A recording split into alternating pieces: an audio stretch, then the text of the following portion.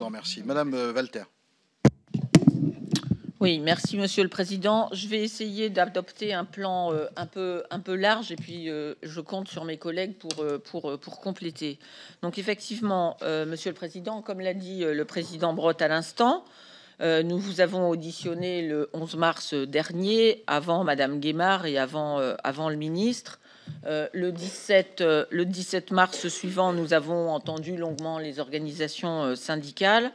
Et c'est vrai que autant nous avions eu le sentiment, je dis globalement, le 11 mars, d'avoir eu des réponses très précises et qui répondaient à une partie des questions que nous nous posions, autant cette perspective a été complètement bouleversée par les échanges que nous avons pu avoir avec les organisations syndicales, parce qu'un certain nombre d'éléments de cadrage, on peut dire ça comme ça, du dossier avait été mis en cause et que nous ne savions plus concrètement où nous en étions, avec des contradictions que nous avons pu relever sur un certain nombre de points, et aussi et surtout d'ailleurs, c'est ce qui nous a perturbé le plus et qui nous questionne le plus, sur des points forts du dossier qui pour nous semblaient avoir été satisfaits.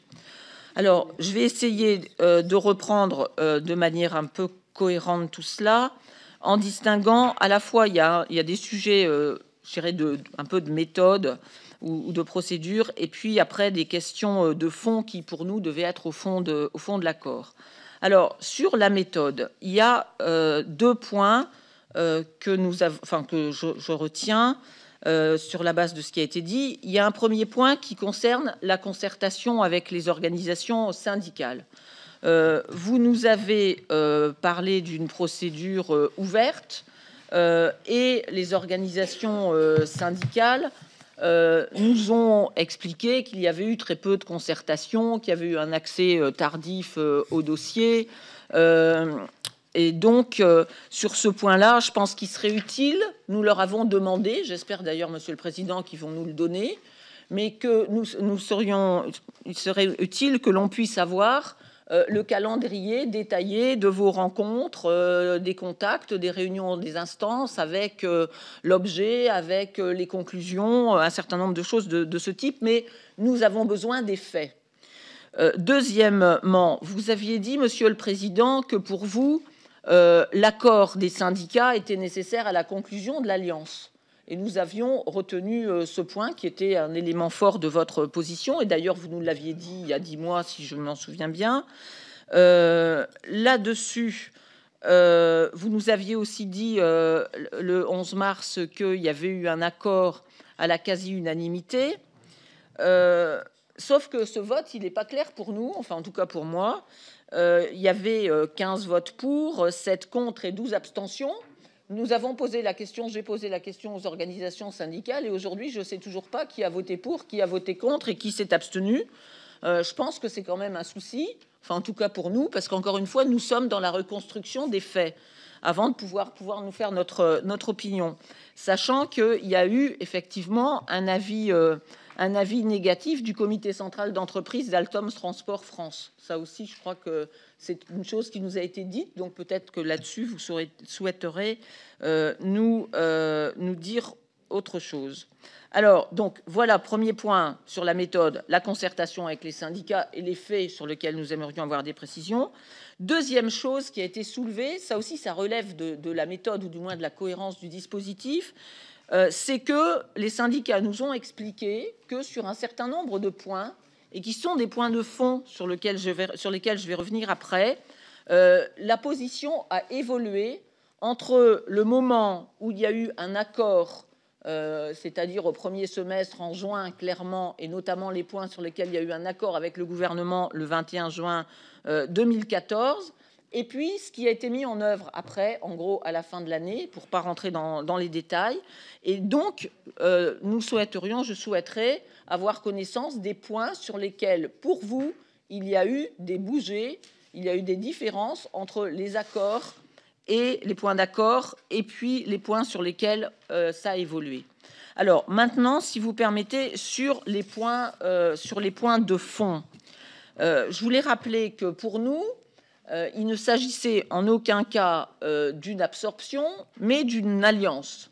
Bon, ça c'est au cœur, j'ai envie de dire, de la réaction.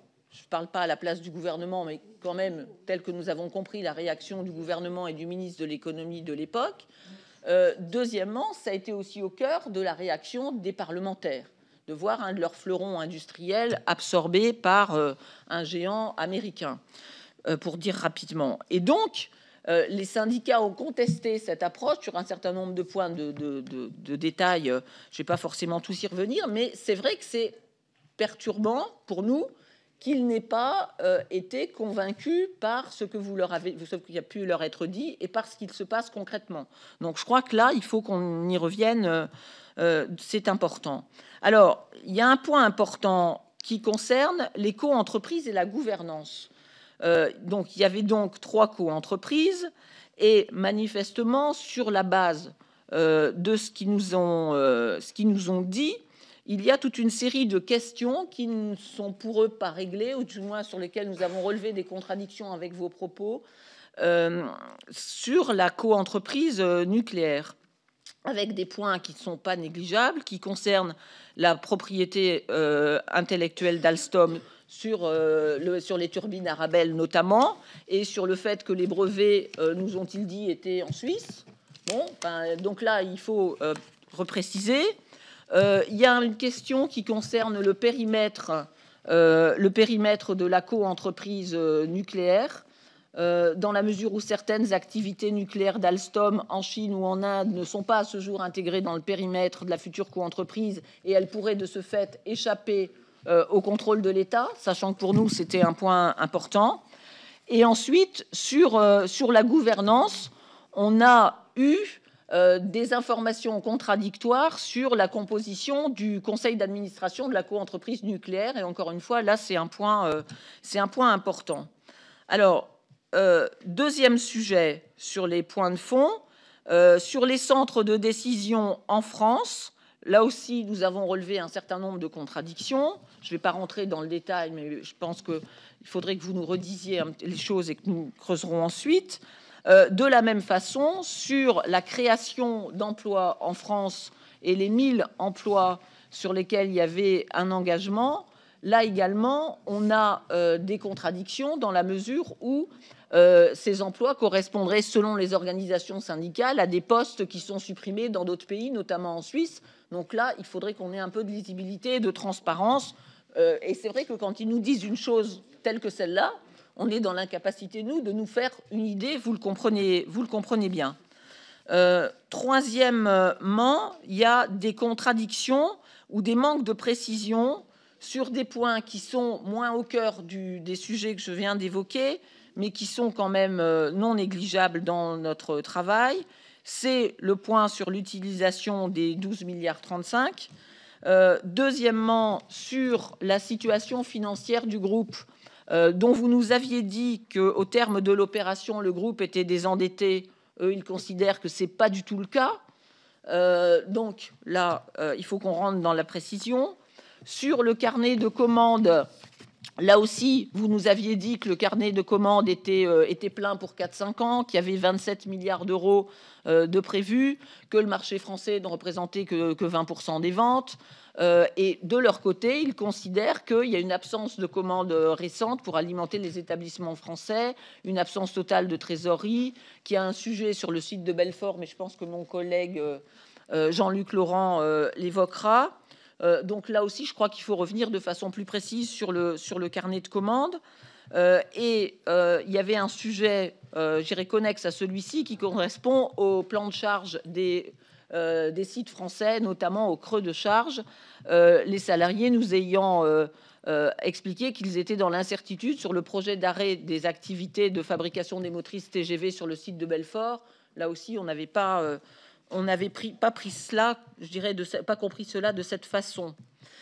Enfin, il y a un point qui nous paraît important parce que nous n'avons eu, en ce qui nous concerne, à moins que mes collègues me contredisent, mais aucun détail au moment des auditions, à la fois les auditions de 2014, mais ensuite celles que nous avons eues le 11 mars, sur ce que les organisations syndicales appellent le plan C. C'est-à-dire, ils nous ont effectivement ils reprochent le fait qu'il y ait eu votre proposition, celle de General Electric, qu'il y a eu une alternative Siemens, dont on se souvient. Ils reprochent de ne pas avoir expertisé une solution française, et en nous disant qu'il y avait un plan C dont ils ont parlé, qu'ils ont présenté au ministre. Donc nous faisons la même demande au ministre, enfin à son successeur dans le cas particulier. Mais je voulais revenir là-dessus parce que dans votre audition, vous aviez dit que vous aviez, avant d'examiner les demandes étrangères, examiné les solutions françaises, dites françaises. Mais vous n'avez pas été plus précis. Nous ne vous avons pas interrogé de façon plus précise non plus, je dois le reconnaître. Et donc, je souhaiterais qu'à ce stade, vous puissiez intervenir de façon plus précise sur ce point. Voilà, je crois avoir dit l'essentiel et je vais laisser mes collègues compléter mes questions. Merci, Monsieur le Président. Bon, non, attendez, je vais passer la parole à tous les